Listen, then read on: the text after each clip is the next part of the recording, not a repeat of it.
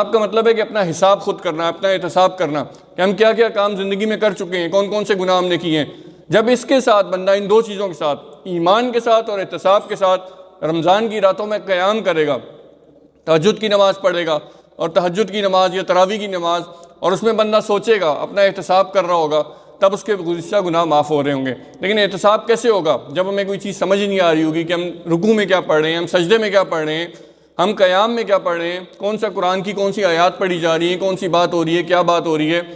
یہ تب ہوگا کہ تہجد کی نماز اگر ہم پڑھیں اور تہجد میں ہم وہ صورتیں پڑھیں جو ہمیں یاد ہیں، یقیناً وہی صورتیں پڑھیں گے جو ہمیں یاد ہیں، اس کے علاوہ ہم کیسے پڑھیں گے؟ لیکن وہ آخری چند صورتیں ہمیں اگر 2-3 صورتیں ہی یاد ہیں اور ہم وہی پڑھتے رہیں گے، تو یہ تو اس طرح کا ہم کیسے احتساب کر سکیں گے اپنا؟ ہمیں کم از کم، ہم نے اس رمضان میں اگر کچھ اپنے ٹارگٹ سیٹ کر لیں کہ ہم نے کم از کم قرآن کی آخری 20-25 صورتیں یاد کرنی ہیں، اور اگر 20-25 یاد ہیں تو اس سے زیادہ کچھ یاد کرنی ہے ہم نے۔ اور جب ہمیں قرآن کی وہ صورت